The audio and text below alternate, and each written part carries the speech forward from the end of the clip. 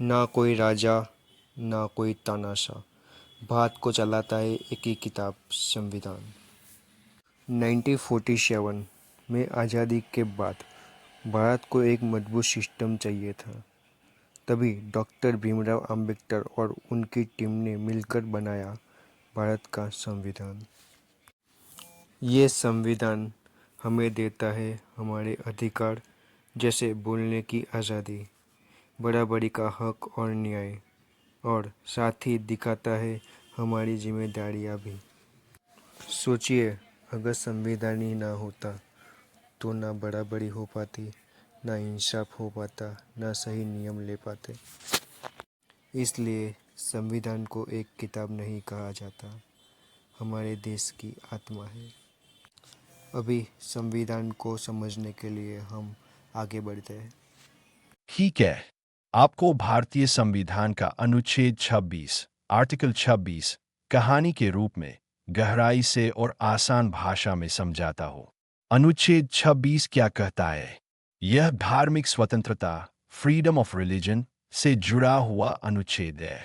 यह हर धार्मिक समुदाय, रिलीजियस डिनोमिनेशन को अधिकार देता है कि वे अपने धर्म से जुड़े धार्मिक कार्य, संस्थान और प्रबंधन स्वतंत्र रूप से कर सकें। इसमें 4 बड़े अधिकार दिए गए हैं: धार्मिक और दान संबंधी संस्थानों की स्थापना और रखरखाव करने का अधिकार, अपने धर्म का संचालन करने का अधिकार, अपनी धार्मिक संस्थाओं में संपत्ति रखने और उसका प्रबंधन करने का अधिकार, इन संस्थाओं का प्रशासन और नियम बनाने का अधिकार। कहानी के रूप में समझिए। कहानी: गांव का प्राचीन मंदिर। एक छोटे से गांव शिवपुर में सैकड़ों साल पुराना एक शिव मंदिर था।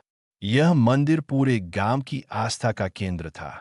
मंदिर में रोज पूजा, भजन और मेलों का आयोजन होता था।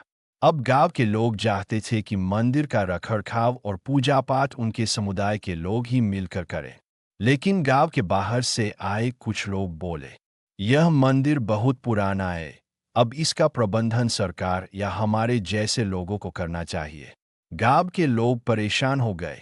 वे सोचने लगे, क्या हमें अपने धर्म और मंदिर की स्वतंत्रता नहीं है? क्या कोई बाहर वाला हमारे धार्मिक मामलों में दखल दे सकता है? संविधान की ताकत। तभी गांव के एक बुजुर्ग शिक्षक ने कहा, बेटा, भारतीय संविधान का अनुच्छेद 26 यही तो कहता है कि हर धार्मिक समुदाय को अपने धार्मिक मामलों को स्वतंत्र रूप से चलाने का अधिकार है। तुम लोग मिलकर अपने शिव मंदिर की समिति बना सकते हो। उसके रखरखाव के लिए चढ़ावे की रकम और जमीन की आय का प्रबंधन कर सकते हो। अपनी धार्मिक परंपराओं के अनुसार पूजा पाठ, त्योहार और आयोजन कर सकते हो। कोई भी बाहर वाला, चाहे व्यक्ति हो या सरकार, बिना कानूनन कारण के इसमें दखल नहीं दे सकता। लेकिन एक शर्त। शिक्षक जी ने आगे समझाया, ध्यान रहे बेटा, संविधान ने ये अधिकार लोक व्यवस्था, नैतिकता और स्वास्थ्य, पब्लिक ऑर्डर, मॉरलिटी व हेल्थ के अधीन दिए है। मतलब, अगर कोई धार्मिक संस्था ऐसी प्रथा करे जिससे समाज की शांति बिगड़े, जैसे हिंसा, जबरदस्ती धर्म परिवर्तन, अशांति, तो सरकार हस्तक्षेप कर सकती है। लेकिन सामान्य धार्मिक पूजा और संस्थान के मामलों में यह पूरा अधिकार तुम्हारे पास है। गांव वालों ने संविधान पर भरोसा किया, समिति बनाई और मंदिर का प्रबंधन अपने हाथ में ले लिया। निष्कर्ष: मूल भाव। अनुच्छेद 26 हमें यह सिखाता है, भारत में हर धार्मिक समुदाय अपने धार्मिक कार्य, संस्थान और संपत्ति को स्वतंत्र रूप से चला सकता है। यह स्वतंत्रता तभी तक है जब तक समाज की शांति, स्वास्थ्य और नैतिकता को नुकसान न पहुंचे। यह अनुच्छेद धर्म की समानता और स्वतंत्रता दोनों की गारंटी देता है। इंडियन कॉन्स्टिट्यूशन के आगे के अध्याय को सुनने के लिए बने रहिए इस चैनल्स पे। सब्सक्राइब कीजिए, लाइक कीजिए, शेयर कीजिए।